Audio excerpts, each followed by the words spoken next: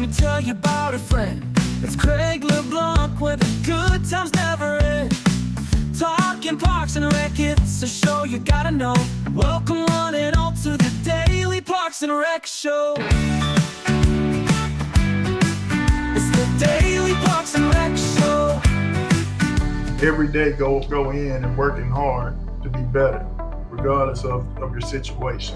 That's what you learn as an athlete. It's always being ready, always giving 100%, and being a good person to be around.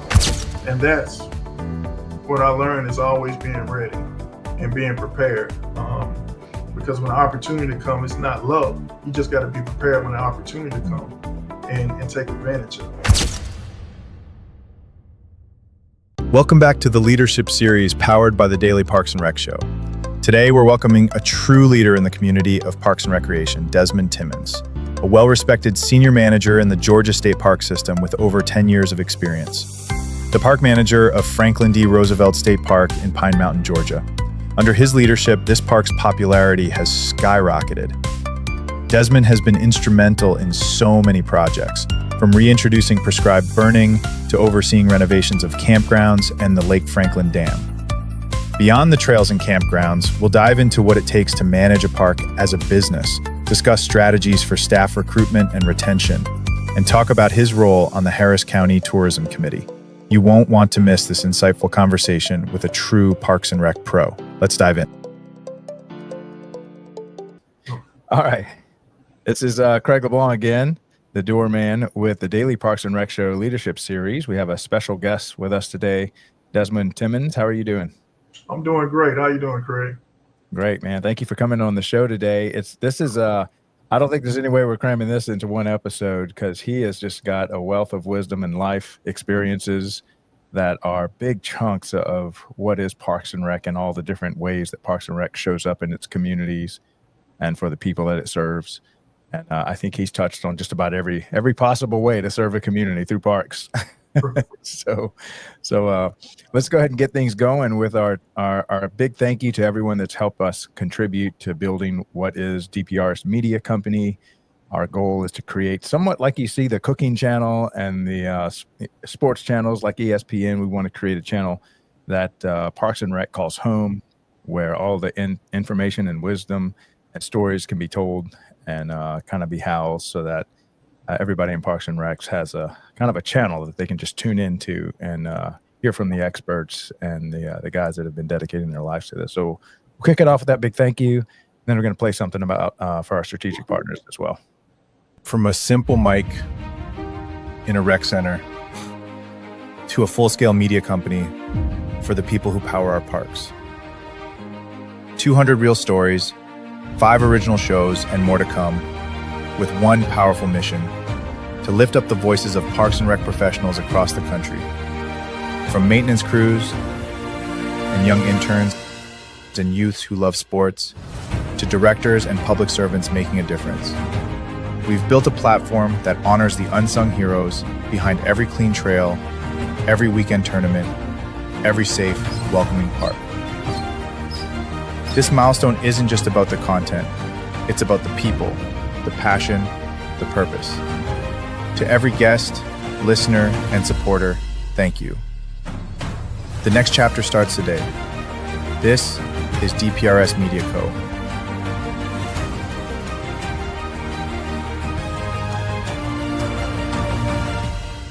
Media for public service.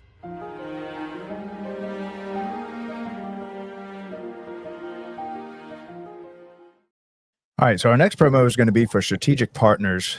We're now opening up to strategic partnerships that want to help us co-create the different types of shows that would exist in Parks and Recreation. And I'm blown away by the level of expertise and wisdom that the vendors and strategic partners bring forth to help Parks and Rec do their job serving their community. So if you'd like to help us to create a media company for Parks and Recreation, please reach out to me on LinkedIn. We've got a lot of great partners that we're already talking with, but we have a few slots left open. So please reach out to us. And here's a little promo kind of explaining that, and we'll come back and start our conversation with Desmond. Are you a vendor, brand, or service provider ready to connect with the heartbeat of local communities?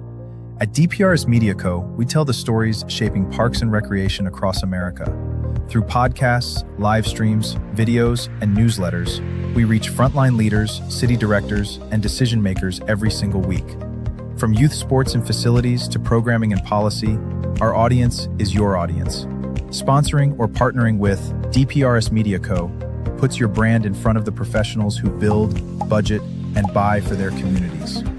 Launching a new product, growing your presence in public spaces, targeting cities, counties, or departments, DPRS is your trusted media partner.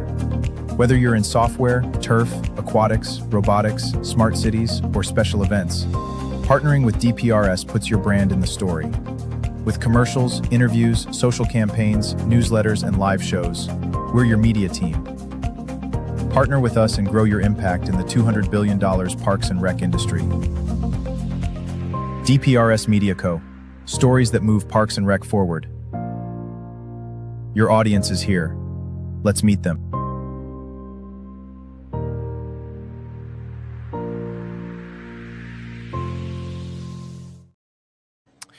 All right, Desmond, you have quite the journey from a young man.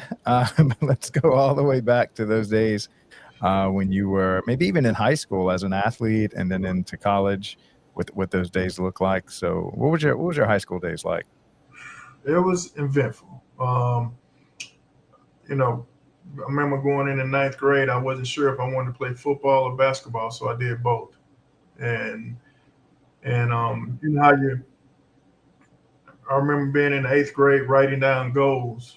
You know, it was like short-term, long-term goals. And my short-term goal was simple. Everything was revolved around sports. Academics was second. And it was like, I want to make the varsity football team and basketball team as a freshman and play. I checked that mark. The second goal was I wanted to get a scholarship and play sports, either football or basketball in college. I checked that. And the long-term goal was I wanted to play professionally. And that mark was checked. I had an opportunity to, but I decided to finish my degree. And then during that time, I was interning in the recreation field with Columbus Parks and Rec.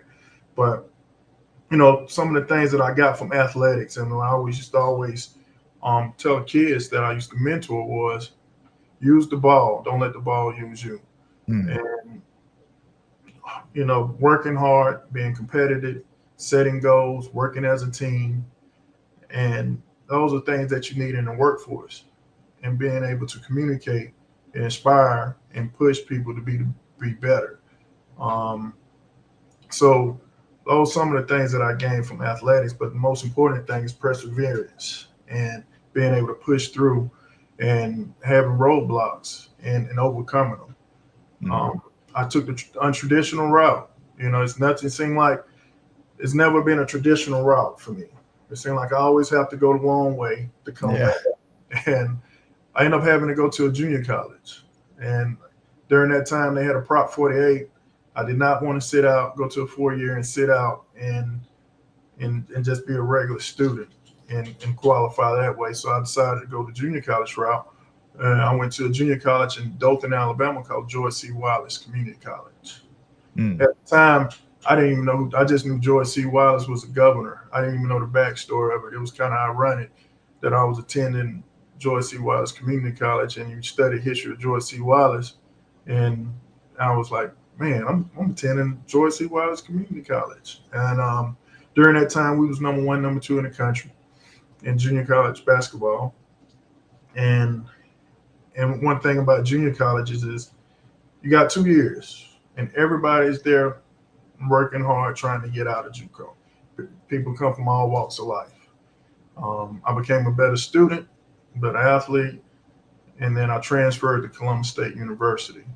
And it was, you know, being a first generation college student, you know, so I was excited about having the possibility of getting a college degree. And that was one of the things that on my recruiting trip, you know, I wanted to make sure I was going to be able to have food to eat, be able to graduate, and also have some money in my pocket. Yeah. And basically back then it was the college refund. Now the NIL deals is unreal. But we was wanting making sure we kept our college refund, our Pell Grant. Yeah. And maybe explain what does perseverance mean to you, and how did you develop that as an athlete? It's like getting it's if you can think about it, it's like I heard a guy say it's like riding a bike. Growing up, we all rode bikes as kids. You fall off, but you didn't stop. You got back on that bike and finished riding, because that was the most important thing. Not how many times you got scraped up, knocked out. You got back on that bike, Mm-hmm. and that was the best way to kind of describe perseverance, is getting back on that bike and riding, regardless if you got knocked down, you got hurt, things didn't go your way, you got back on that bike. And What were that's some of the things you had to kind of persevere past in in sports and even in academics? academics, becoming a better student, and it's just hard work. Everybody's competing, and competing and being the best, but still not getting the playing time that you feel like you deserve. And what I learned from that was, when it's your time, be ready. Be a good teammate, be coachable. Every day go in and working hard to be better, regardless of your situation. And that's what you learn as an athlete. It's always being ready, always giving 100%, and being a good person to be around. Mm-hmm. And that's the biggest things I think that I took from that was, I did the extra stuff. I stayed out to practice. I put up 500 shots. I went 5 days a week, 500 to 1,000 shots, and also hit the weight room 5 days a week, and watch what I ate. Didn't partake in alcohol, drinking, anything. I was just trying to have a clean body, and that's what I learned, is always being ready and being prepared. Because when the opportunity comes, it's not luck. You just got to be prepared when the opportunity comes, and take advantage of it. Now, what does it mean to be coachable? I know we hear that a lot, but can you kind of define that for people, and how that kind of goes into the rest of your life? Yeah, and you see it's a lot different now. Managing people, especially back, being coachable is being able to take constructive criticism, not take it personal, and take what a person's saying, and going back and becoming better. And as parents that have kids playing youth sports, we're taking that away, because if the situation not right, if they're not getting the playing time they deserve, or the coach not doing this, people pull their kids and go somewhere else. And that's a key point of sports that a lot of kids in this coming up is missing, because everything don't go your way. And being coachable is when stuff don't go your way, constructive criticism, and going back and taking it and becoming better and working hard. Hard work is a cure of all things. I tell my daughters, they play volleyball, I said, hey, I don't care about you not playing, you just got to work hard. I said, cream always rises to the top, but it's not going to rise unless you work hard. And that's part of being coachable, is being able to take all that and still go out every day, every practice, and get better, and not letting that put you in a slump, having a bad attitude, going against the coach, and that's one of the things you can't do, because that pine sitting on that bench is an attention getter. Mm-hmm. It's going to either make you coachable, or you're going to move on to something else, So that's what I mean by being coachable. And in leadership, I learned this. It don't stop. Going into leadership, you still got to be coachable. You still got to know how to talk to people. You still got to encourage people. And everybody's an individual. You treat everybody right, but you can't treat everybody the same. That's one of the things you learn in coaching. and I had the opportunity to coach as a grad assistant coach. When I was saying first generation college student, I was able to receive my bachelor's in Parks and Rec administration from Columbus State. And then I also went back as a grad assistant coach and received my master's in public administration. Mm. And and that was,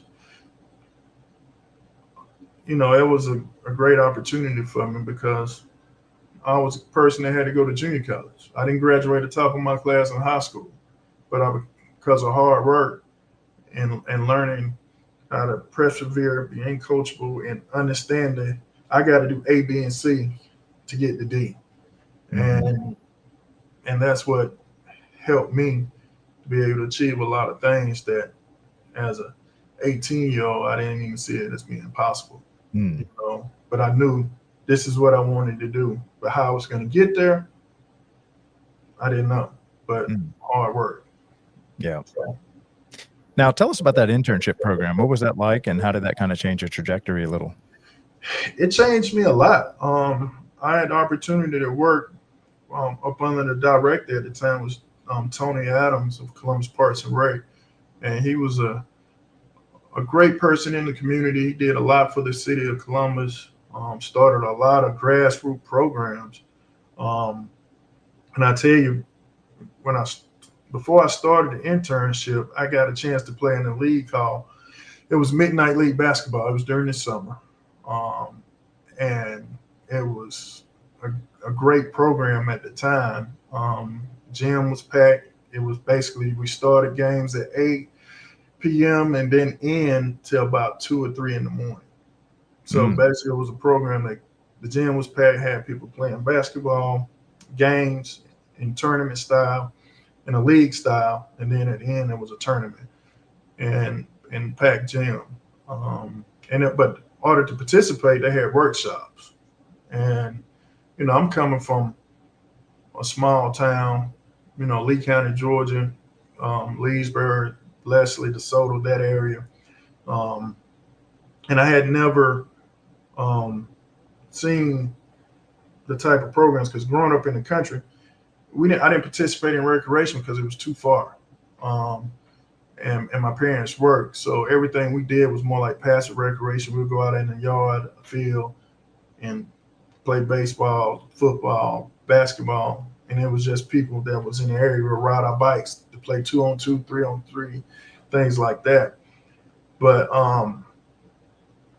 going through that workshop and having speakers, it motivated me saying, okay, if they can do it, I can do it. So when I had the opportunity to do my internship up under Tony Adams, he showed me the big scale of recreation, how recreation plays a vital role in the community, not just through programming, but also social programming, looking at issues in your neighborhood, your community, and creating a program that can offset and create hope and opportunity for people in the community. Yeah.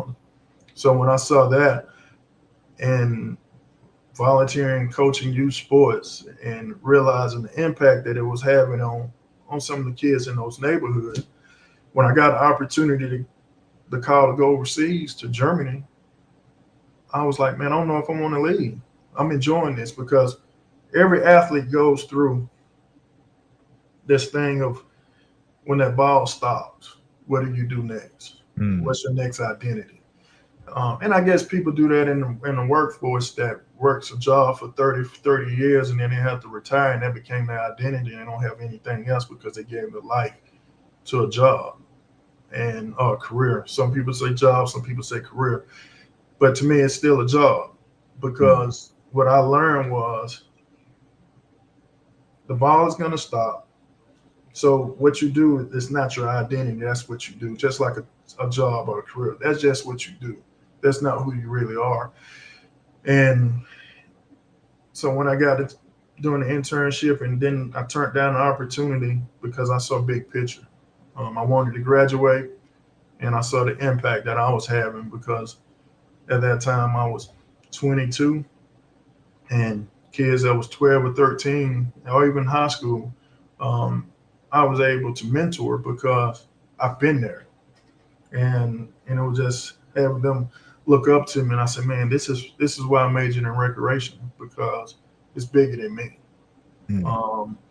So that internship opened my eyes. I remember sitting in the courtroom of a murder trial on an intern. Like, who does that? You know, it was outside the box of an internship, and it just made me look at things differently, because you touch so many lives in recreation. If you out in your community, you're a part of your community, and that was my motivation. That's why I stayed in the field. I had an opportunity to change careers, but I stayed in the field of recreation because I like to change lives. I like the impact that you can have through it.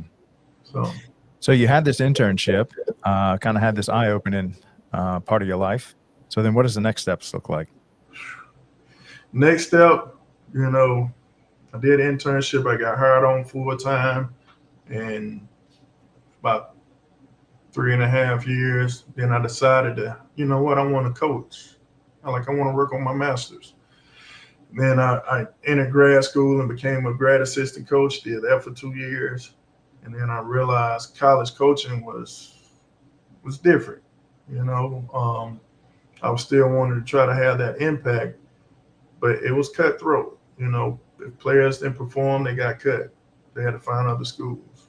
And then players getting cut. I'm like, I'm still trying to help them find schools, and I'm a grad assistant coach. And I ended up going into nonprofit after that, working for the Boy Scouts of America, and that was an experience. Also, I did that for about 2 years. And what did that look like? So you finished your master's with that before you took that? I did. I had finished my master's, graduated. I graduated May 06, and then June 06, I started working for Boy Scouts of America. Man, I bet you that was a shift. Now, this was for corporate Boy Scouts of America, or how? It was I'm not sure how that a structure works. local council, and the Chattahoochee Council, in Columbus, Georgia.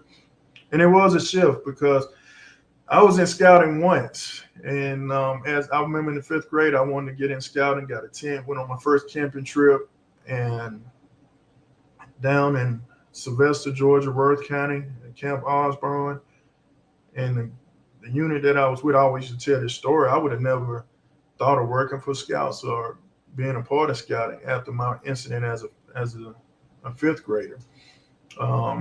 And I was on a camping trip in my tent, and another guy, and all we heard at night was racial slurs in the next tent over. And I was like, man, these are not my friends. I don't even like them like that. And then I was like, I don't even want to be a part of it. And it was the unit I was with. But when I saw the other scouts and other units, they was totally different. So that was my first and last camping trip in scouting. And I was like, I told my father, I said, hey, I don't want to do this no more. I ain't like it. You know, back then you didn't have a cell phone, so I couldn't call and be like, hey, come pick me up. I'm ready to go. I had to wait to the end, till the weekend was over. How old were you? I was 11. Yeah. And so at that moment, I was like, yeah. So I went camping. You know, I grew up in the country, so I still had my tent. So I just started popping up a tent in the middle of the woods and camping. And I thought that sounded like a bright idea till it got dark. And you start hearing everything in the woods coming around. And I was too far in the woods to go back home, so I had to tough it out. But that was my experience. And then I started working for scouting, and I understood why I had to recruit volunteers, had to start new units. And that's like packs and troops that can go into school, talk about scouting. And I actually wore a similar uniform that I have on now. And I met some great people in scouting, and I would have never knew, you know, at that time how valuable the program was, because I didn't have that opportunity. And if it was a different unit that I could have joined, I probably would have stayed in it. But that's when I started focusing on sports. But then working for the Scouts for 2 years, I had to raise money. I had to train volunteers, and set up programs, summer camp, and different monthly programs that we had going on, working with the volunteers, and just meeting people in the community. That was the big thing, building those relationships. You know, everything we do is about building relationships. And How big was the number of people, scouts, units that you were kind of over? oh, I'm trying to remember. I'm gonna give you an estimate. I had to end up having about 200 units that was with packs and troops out of my whole Wow. district, and about 1,500 volunteers. So, How many kids total? whew, I don't know that exact number now because it's been so long, but it was a lot. I think 1,500 volunteers. So you'll say it was between 1,500 to 3,000 kids, because you think about the volunteers, usually people that volunteer has a kid in the program. Right. And then you know, each year you trying to recruit more kids part of the program. But Now, what were the big takeaways from that, as far as how did it make you as a leader? What kind of things did you learn?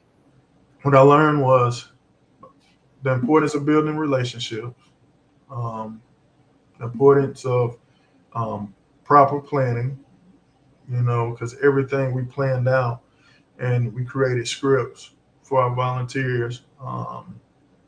And also, just I worked out of my house. So time management was a big thing, because I used to wake up in the middle of the night and start working, and then I started getting overwhelmed.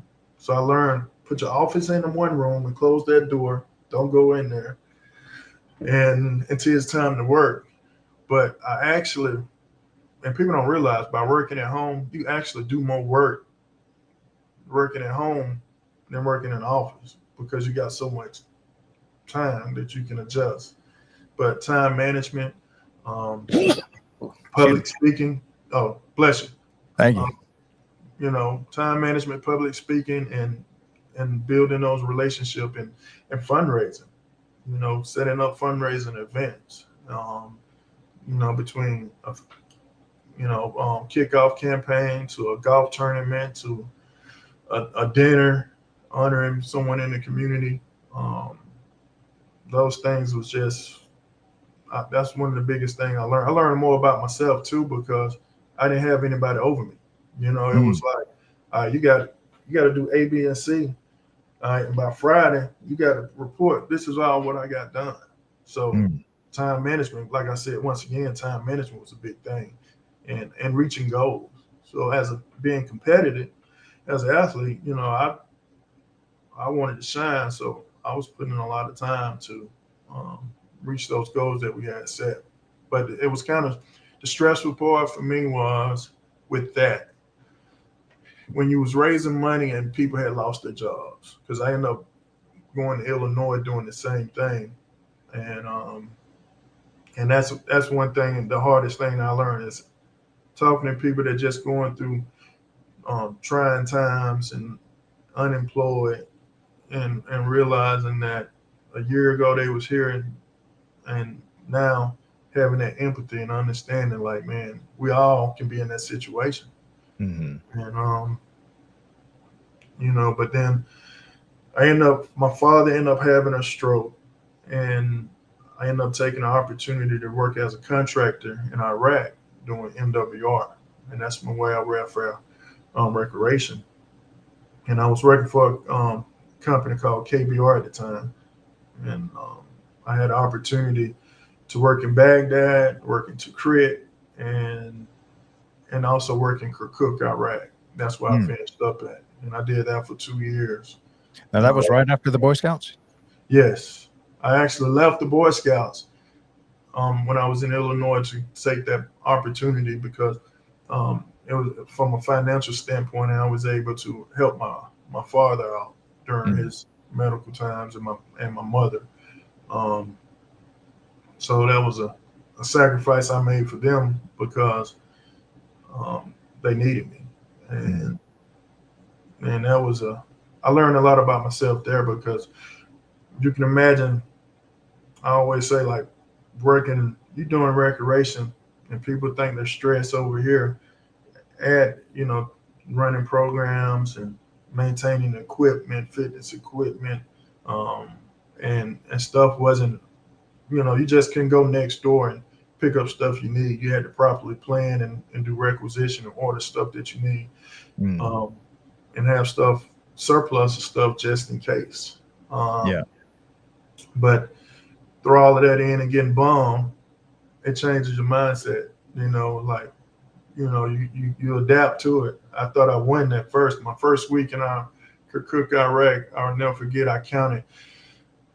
We ended up getting bombed 27 times by mortars shooting over the wire onto the base, and that was in 1 week. And I was like, "What have I got myself into?" I bet. After a while, it was like fireworks. You just, there go a mortar, And when it get hit close and shake the building and stuff falls, you be like, "Ooh, that was close." But we did stuff over there. I remember lining a field with chalk. It was no grass. It was all dirt. We used to do a flag football, and literally everything I had learned in recreation, I had to make a football field from scratch and lining it with chalk just for soldiers to play flag football. We used to call it the dust bowl. I bet. And that's basically what it was. It was dusty. Even having a swimming pool, we didn't have the health department checking on us over there, so we just had to make sure the chlorine level wasn't too high and the pH was right. But from dodgeball tournaments, volleyball, we had different leagues that we created, and it was for the soldiers and the other contractors that was on base. And it really took it was like, I think when we talked earlier, the importance of recreation, that the military thought it was important enough to provide it during the war zone. But over here in the States, the first thing they get cut when a city or a county or a state is having budget crisis, they cut recreation. And that's one of the things COVID showed, was the importance of being outdoors and having activities to help with your mental capacity. But the military already knew that. How can you have strong soldiers if they don't have an outlet, if they don't have recreation, if they don't have something to take their mind off the day-to-day stuff. And that's what COVID showed us, was the importance of recreation. Like the state of Georgia, we didn't shut down. Our state park stayed open, and we saw an influx of people that probably would have never came on the state park if it wasn't for COVID. Yeah. So, well, I want to take a quick break to promote our facilities maintenance show and our youth sports mastery show. And then when we come back, I want you to kind of explain to everybody what NWR is. My quickest explanation is just basically Parks and Rec of the military, but it's really a lot more, especially in those combat zones. So we'll play this real quick, and then we'll come right back. Okay. Behind every thriving park, every safe playground, every event-ready field, there's a team working before sunrise and long after sunset. This is Facility Maintenance, the only show created for and by the unsung heroes of Parks and Recreation. Brought to you by DPRS Media Co, where real work gets real recognition. From restrooms to rec centers, HVAC to turf tech, we go beyond the job site into the heart of operations that keep our communities moving. Our mission? To elevate maintenance teams through stories, solutions, and shared experience. Our vision? A world where every facility crew is seen, valued, and fully supported. Each episode features operators, innovators, and leaders, sharing tools, tech, and tactics that make the impossible look easy. Facility maintenance isn't just a job, it's purpose, it's passion, and now it's a show. Facility Maintenance, where tools meet purpose, where work becomes legacy. At DPRS Media Co, we don't just create content, we elevate community through storytelling. Now, we're proud to introduce the newest addition to the family, Welcome to Youth Sports Mastery, the podcast where champions are shaped not just on the field, but in life. Hosted by National Academy of Athletics founder Aaron Locks. Youth Sports Mastery dives deep into how youth sports can empower kids, strengthen communities, and build leaders. From coaching culture to recreation strategy, and from player development to parent impact, every episode brings game-ready insight from the people making it happen. Youth Sports Mastery goes live every Thursday at 1:30 p.m. Eastern Standard Time, only on the Daily Parks and Rec Show, sponsored by National Academy of Athletics and powered by DPRS Media Co. This is where purpose meets play.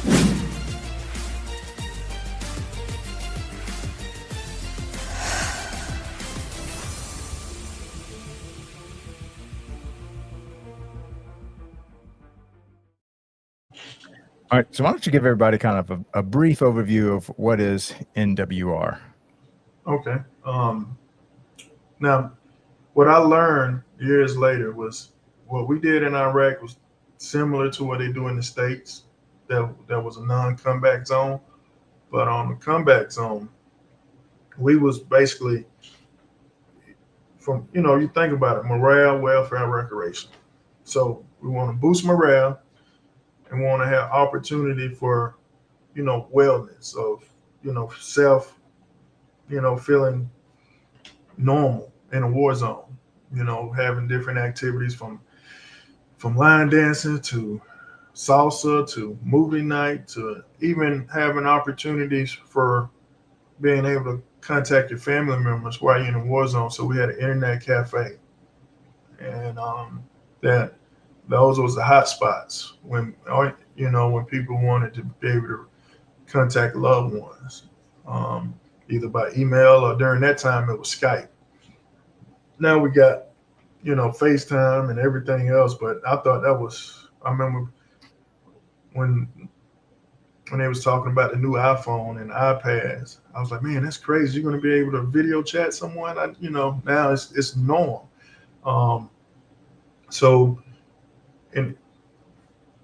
So MWR, what I got from it was you touch every facet of someone's life, through the programs, to the activities, to even passive recreation, where you can just go into a facility and play cards or use the internet. So where they can, their free time, they had opportunity to participate in something, from special events, comedy shows, concerts. And those are some of the things that went on over in the war zone, that you didn't think about over here. That, like, man, they being able to do all that type of stuff, but it made a big part, from a civilian contractor to military personnel. Everybody needed that outlet. You forgot that you just got hit by a couple bombs the day before, and that was something that we was able to provide during MWR in a war zone. So hopefully I'm kind of explaining it, because it was a little different, but just, proper planning activities, marketing your, through the base of things that was going on, putting out the calendar. And, it just gave people something to do. You didn't just have to sit in your chew or your living quarters and just work and go back to your living quarters, you go to the DFAC, the dining facility, but it gave them an outlet that sometimes I forgot I was in a war zone. But then you get reminded when you get hit by a bomb, you get reminded that you're in a war zone, or someone passes away, then you realize, like, man, this is real. People are losing their lives here. Yeah. And, but so it was, and being a rec major, it was people, you think about it, it wasn't a lot of rec majors knocking down the door to go work over there. So it was people that didn't understand recreation. They had an idea, and I was fortunate that I was able to improve and help, staff understand more about recreation. I'll never forget, it was an individual that didn't understand the difference between a roster and a bracket. You know, you think it's second nature to me, you know, being able to do a tournament bracket. Even we have 3 teams signed up, you're trying to do a double elimination tournament bracket. I said, that's not going to happen. So, you know, I had to teach them, you got to do a round robin, do a pool, and then the top 2 teams play. And that's, you know, that still have opportunity even though it was 3 teams. And, but, you know, just things like that, I remember like, man, stuff that I learned and experienced, I took it for granted thinking everyone knew that. But you find out, you know, real quick that not everybody came from different walks of life, different background. But we all, once again, teamwork, we all work together for one common goal, and that was being able to provide a service to our military personnel and civilian contractors. Yeah. Yeah. And when Desmond speaks about bombs going off, these aren't metaphorical bombs. These are right, real. It was real. It was real bombs coming in. And you know, I was fortunate, like, you know, I got that opportunity to work over there because one of my former teammates, he had been over there about 10 years doing contract work. And he had moved up in leadership, and he said, hey, I told him I was interested. He had been trying to recruit me for years. And when my father had the stroke, I said, hey, I think I'm ready. And I'll never forget, I called him I called him on a Tuesday. On Thursday, they was ready to send me for training 2 weeks in Houston. I was like, whoa, wait a minute. I need a couple weeks. Give me a week. You know, I said, I didn't know it was going to be that quick. And so, you know, there was an opportunity that I wish I could have took it. I should have did it earlier in life when he first went, but I was glad I was able to experience that. And he's currently, you know, he's in the rec field now. He's currently working for the city of Orlando. And, you know, and at that time when we was in Iraq, he was over a whole section of Iraq in recreation. And I didn't realize it, you know, till we talked. I was like, man, you actually pretty high up here. And he was trying to get more people that understood recreation to be able to provide a better service. And he was fortunate and was able to do that. And I was one of the ones he brought over. And he'll be a good person to interview. He got 10 years of experience. His name is Quincy Richardson. And he got more stories than me. Like I said, I did it for 2. He actually started in Kuwait, went to Iraq, and then went to Afghanistan. And now he's running Lake Eola City Park in the city of Orlando. And I said, when I went to see him, I said, well, at least you don't have to worry about getting bombed. Like, you know, but it was a great experience. And once again, it was just that relationship building, you know. We both was rec majors. He was a grade ahead of me in school. And but if I wouldn't have built that relationship and he didn't see my work ethic and how passionate I was about everything I do, I probably wouldn't have got that opportunity. And so yeah. Now, when it comes to working with, let's say, your communities in high stress environments, and maybe the planet got a little glimpse into this when we were all, like you said, in COVID, and we couldn't do anything normally. Everything was kind of, the entire world was just in disarray. And I guess similarly, people were losing lives.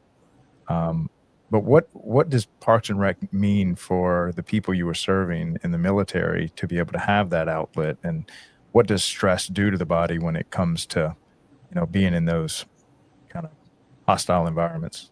Well, I can tell you, you know, stress kills. You know, it affects you mentally, physically. Your lack of sleep. And you think about, we was doing 7 days, 12 hours work shifts. And we didn't stop. It was 24 hours. So you had a first shift, day shift, and a night shift. I was fortunate I worked the night shift. So it was a little cooler, but it was still hot, you know.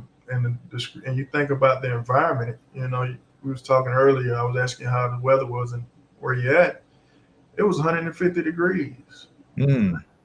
and you literally couldn't let your window down on your vehicle and ride with your arm out because it'll cook. And so I understood why in the Middle East people walk around covered up.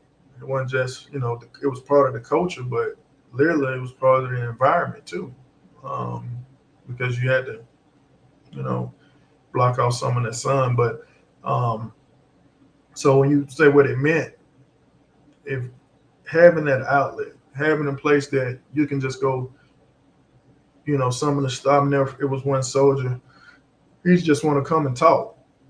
And he was like, they used to go detonate the bombs on the roadside. And he was like, I done had about 10 concussions, and I was like, man, when people think about CTE in football, imagine concussions getting from a bomb blowing up. And we created contests of push-ups, and I'll never forget, he did 305 push-ups nonstop. And that was an outlet. That was something that he was able to, when he came in from the day, because I worked night, it was opportunity for him to compete, leave stress. So, and that's just one of the stories, one of the situations, examples that I remember, because I was like, man, something that simple gave him something to come back and look forward to. And he wanted to see if he was still ranked number one. If he wasn't, he came back and competed again. So, like you said, we got a glimpse of it with COVID, from the importance of people having an outlet, mentally and physically, because if you don't have that, it breaks you down. And then you think about, when I came back after 2 years, I had to adjust from being over there, just because it had became a way of life, lack of sleep, long hours, always being cautious of your surroundings. I'm still cautious of my surroundings now. And, I just thinking about that, I remember it was a local national, they didn't supposed to have cell phones, and I didn't know, he was one of my employees.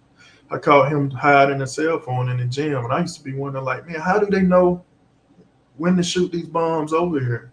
How do they know what area to hit? And I realized he was informing them everything that was going on. Oh man! And he tried to plead and begged me not to turn him in. Man, I called the MP so quick. I said, man, you trying to risk everybody's life. Yeah. And so it was things like that that I remember, just like being observant and knowing your surroundings and understanding when people were stressed. And sometimes people just needed someone to talk to, or they just needed an activity. And those were like a lot of the leagues, the sport leagues, the fitness challenge, the 5K runs. It just gave people an opportunity, even watching a movie or being able to talk to a loved one using the internet. Yeah. Now, how did you spot stress and shout out to Henry County, Georgia. They seem to be the masters of, they know they're in a high stress environment, that people can get burnt out in Parks and Rec, working nights and weekends, long hours. And so they've become masters at being able to spot that their team members just off. So what were kind of the signs that you looked for when you could see a teammate was stressing out? Well, you can tell how people respond to you, the look on their face, the body movement, if they agitated, and always, my saying is work hard, play hard, and that way it comes into with time management. Manage your time off. If you manage your time, okay, I got to get A, B, and C done, but I'm finna have these days off to be able to do something else for me. And I always preach is, this job is not your life. It's a job. Be passionate about what you do, but understand at the end of the day, it's a job. And I always use the saying that my college coach, Coach Herbert Green, he used to always say, put your hand in a bucket of water and pull it out as fast as you can. And he said, how long it take that water to be still, that's how long you'll be missed. And I remember that. So for me, and my staff, I say, hey, don't stress. It's just a job. You only can do what you can. I said, because if something happened to you, your job is going to be posted before your obituary. And I always give them that hand in a bucket of water. And when you pull it out, how long it take the water to be still? The people that are going to miss you the most is your loved ones. And the mission going to go on with this job. So understanding that and understanding what's important and having time to play helps with the stress level, because it can overwhelm you. You forget to eat. I got an older sister that worked in the fast food industry for 30 years. Ate bad, worked long hours, 80 hours, was on salary. Her health started failing.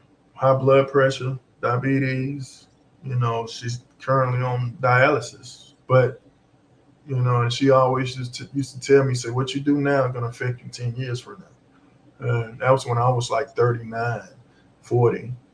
And I remember that. So things like that as a leader, when I communicate with my staff, I give them big picture, what's important, God, family, then work. And some people put their work above all of that, and then that throws you off, and that's what creates stress. Because at the end of the day, it's just a job, and you only can do what you can. You take pride in what you do, but at the same time, I always, I say, I'm gonna do my best, and let the rest be what it is, because that's all you can do is do your best. And being a competitor, you're gonna go above and beyond, but you have to identify when you stress. You got to have time management. A lot of people stress because they struggle with time management. When you properly plan, it helps everything else. And that's what helps with time management is properly planning, and also putting your personal life, work life, planning it out, and that helps with that stress level. For me, having that opportunity for 2 years in Iraq, there's nothing here that can really stress me. Yeah, I bet. Yes, because you did the same thing, but you throw some other factors in there that you didn't have control. And then you had lack of sleep. So a lot of times, lack of sleep creates stress, and it affects you mentally. And people don't realize that. And being dehydrated, being dehydrated also affect that. So as a leader, you got to know your staff. You got to communicate with them. You got to, understand what they have going on. And a lot of times they come to work to relieve stress because, a lot of people have, especially nowadays with the climate we're in, people have a lot of stuff outside of work that stresses them. When you're underpaid, bills are still rising, you're working hard, but you're still not making enough money to live. And that affects people's stress level. And I know that's what have I seen in recreation, in the field of recreation, is finding quality staff. Because, back in the day, you had volunteers, people enjoyed working in recreation. They was always available. They did great jobs. Now, man, you can't keep people. You're doing just enough to keep the doors open. But there's a lot of factors that affect the internet that's not work related. Now, do you have any testimony to kind of give? And I'll ask you this, which tune in. We're definitely going to do a part 2 with Desmond because I think I've gotten about through halfway of the content that I'd love to go over with him. But maybe if you have a group of college kids not really knowing what they want to do with their life, maybe just give a little testimony to working with NWR, why you would want to do that and why it was a fulfilling job and kind of, give you a lot of skills. Well, having the opportunity what I was doing, it allowed me to see places that I would have normally not saw.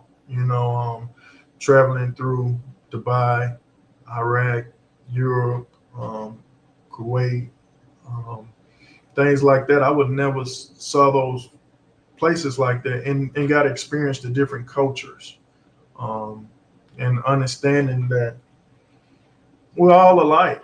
Only barrier that we have is language. You know, people still feel the same. People still love their family. People go through stuff. And the biggest barrier that I faced was the language part and trying to understand and communicate and not take stuff out of content. And that's what learning the culture. So if someone has an opportunity to experience that, it will help you grow as an individual because you're going to deal with a diverse group of people. And when you think of recreation, you deal with a diverse group of people, and being able to communicate and understand, having empathy too, because understanding that everybody's going through something, and what you're doing in the rec field can play a vital role in someone's life. You know, working as a park ranger, come across a lot of people, and for some reason, people like to come out to the woods, and you know, and you never know what they're going through till it's too late. And I just being able to, you know, communicate and understand what people are going through and having empathy helps. And me having that opportunity to work at MWR and working with people from, you know, from Bosnia, Macedonia, India, Sri Lanka, Bangladesh, Iraq, that really helped me become a better communicator and understanding people. Yeah. So that's where the diversity come in. I know DEI got a bad rap, but I think diversity of people and cultures help everybody become better. Give you a funny story. One of the guys from India that was working for me, I'm standing up filling out paperwork. He come behind me and try to hold my hand. And I was like, whoa.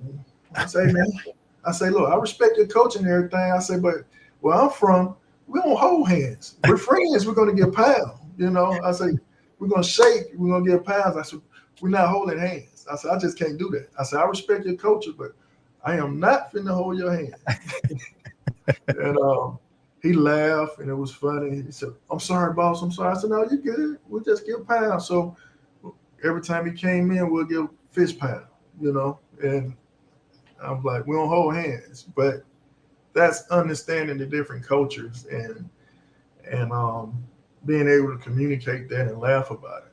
You know, I didn't get offended by it or anything like that because it caught me by surprise, and guarantee it caught him by surprise because I was like, oh, no, we're not holding hands. You know? So those are things that I think working abroad, working with different people, and like MWR now, they're going to be confined to a military base.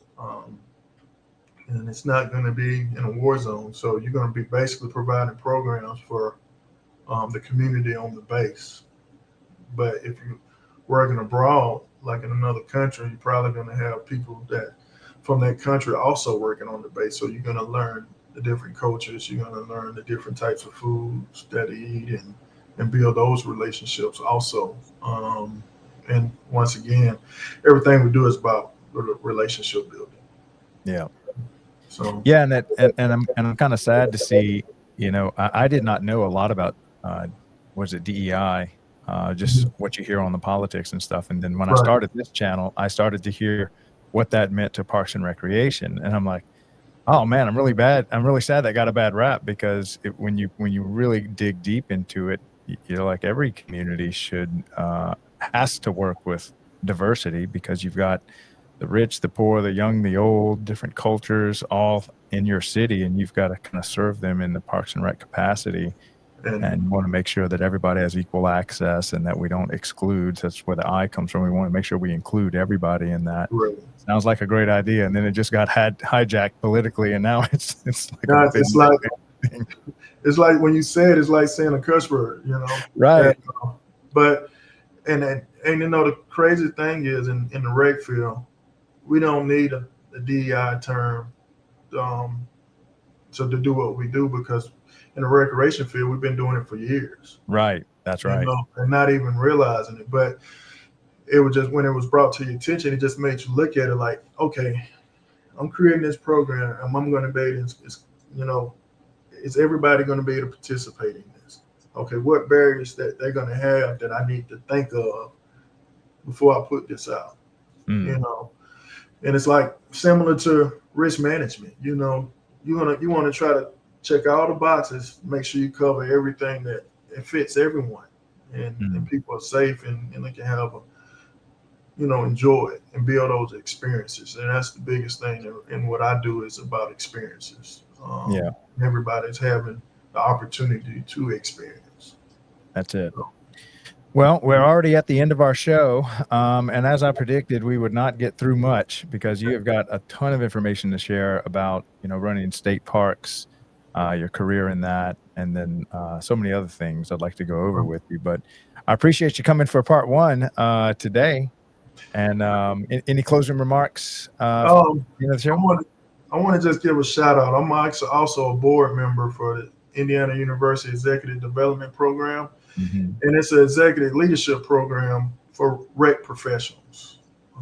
So I would love to be able to talk more about that and send you some information on it, because it's a pretty great program that I had a chance to experience and go through it, and now I'm becoming a board member and promoting the field of recreation. That's why I was excited to get on this podcast, because we need to promote what we do in recreation and why it's important to our community that we serve and that we're a part of. Yeah, and if you want, maybe we can do a whole show exclusive just for that. And if you have somebody that you'd like to bring on with you, we could have maybe 3 of us go on and just talk about that program and how it kind of serves the Parks and Rec community. I would love to do that. Fantastic. All right. Well, look, man, have a great rest of your week. I'll send you a link on LinkedIn that we can schedule part 2. And then let me know anyone else you think would be a great fit for the show, you know, through your journey. We'd love to have them on here as well. Will do, man. I will shoot you some names of some people that I think would be awesome to come on the show. Yeah, let's do it. Well, have a great rest of your week, Desmond. Thank you. Hey, you too now. Thank you, Craig. Have a good one. Take care. You too. All right, so that was Desmond Timmons.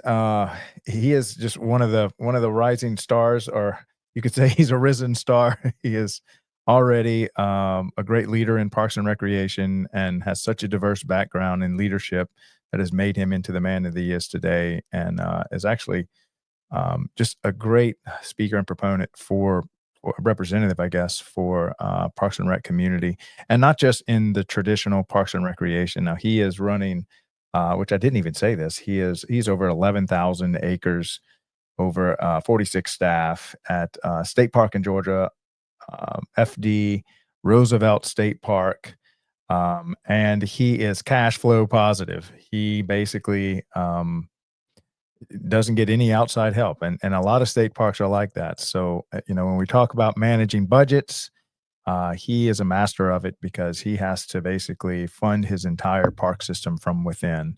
And I think there's a lot of great valuable lessons that we want to cover on the next show, part 2, with Desmond, on how he does that, how he looks at expenses, how he looks at revenue, because I know a lot of park systems, when tax money gets tight, they're the first to get cut. And so then they really have to lean on their third-party vendors and fundraising themselves, and then maybe even try to have some of these programs self-fund. And I think some of the best lessons come from those who have no exterior funding. They have to do it all on their own. And so I'd like to share those lessons with y'all. We had a great conversation. Again, we didn't even cover half the topics that me and him had spoken about. Took a lot of notes from that, but I appreciate part 1 from Desmond. Looking forward to having a part 2 from him.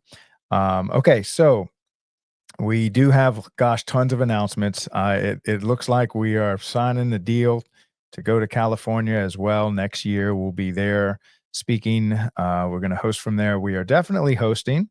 Already inked, hotels, everything set for Kentucky. So if you're attending the Parks and Rec annual convention for state of Kentucky and state of Georgia, the Daily Parks and Rec show will be airing live from those 2 events, interviewing attendants, people that host the event, and vendors, So usually during those days, we do more than just a couple of shows. We'll be doing like maybe 15, 20, 30.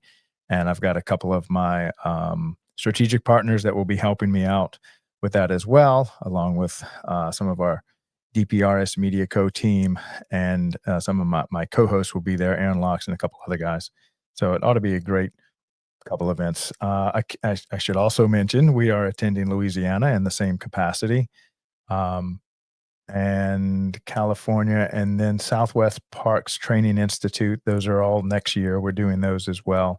So we're actually finally taking those steps to get this show on the road and in person, live from the events that we attend as a community, these state events. And I'm really looking forward to mastering covering those events so that we can just raise awareness around what goes on at a state event or a national event, and that hopefully we can create good enough content that you can show to the people that give permission for you to attend. So shout out to all those city managers. Thank you so much for providing funding for people in your Parks and Rec department to attend their state event or state association, their annual event, or NRPA. It's very beneficial to them. And I'm hoping to create compelling content on why you should maybe even allow them to send a few more people from your Parks and Rec department, because they really do get a lot out of it.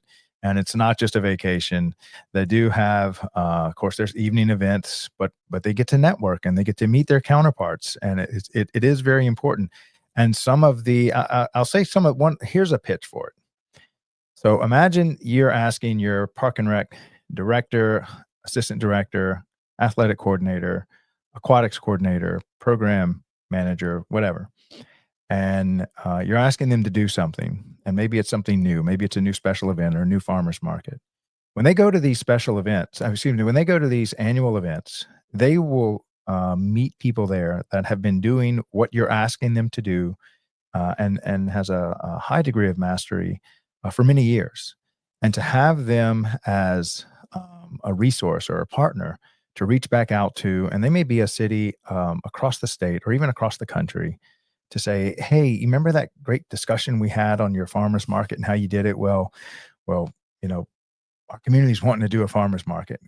Can you give me a roadmap? Can you give me a 101? And the story after story of story is absolutely, here's everything we did. You're welcome to come visit ours. I'll give you some pointers, show you how we talk to our vendors, show you how we set everything up. These are the lessons we learned. These are the landmines not to step in.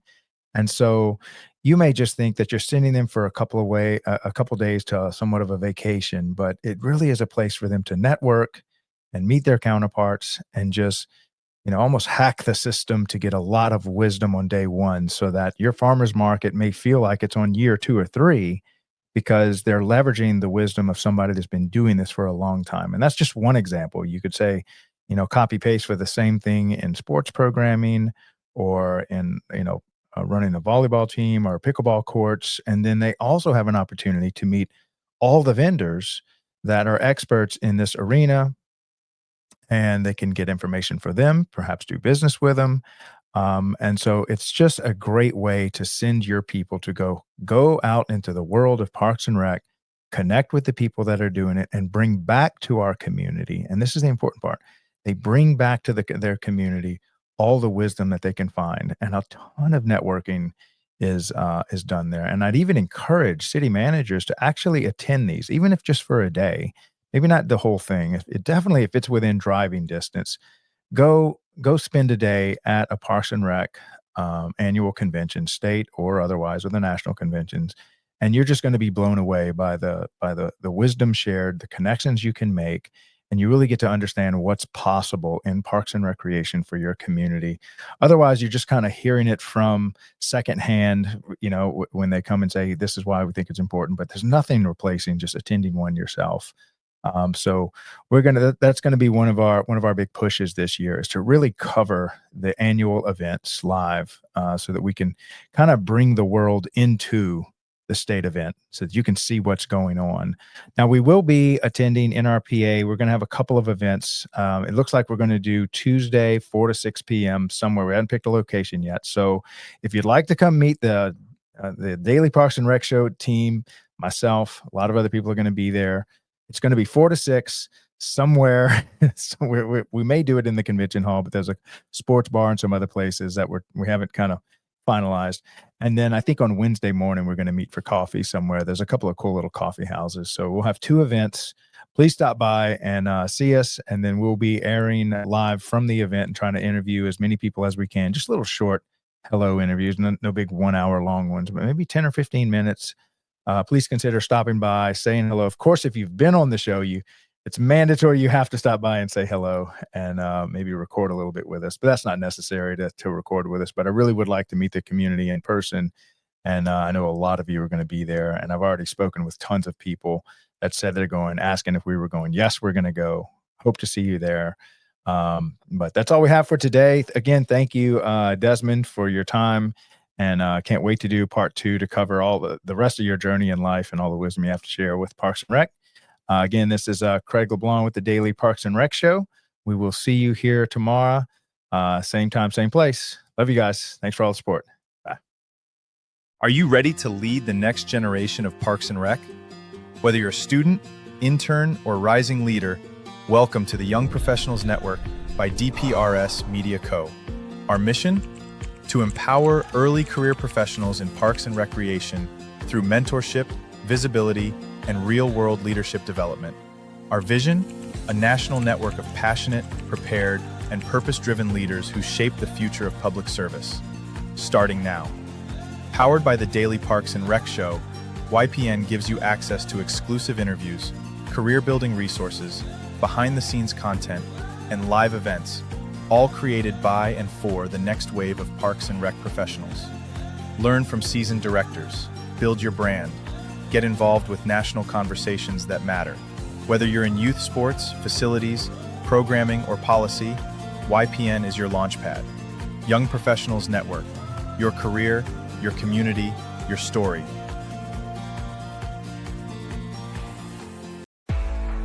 Welcome to DPRS Media Co., the first media company built for the people behind the Parks and Rec community. We don't just cover on Parks and Rec, we elevate it, we amplify it, we honor it.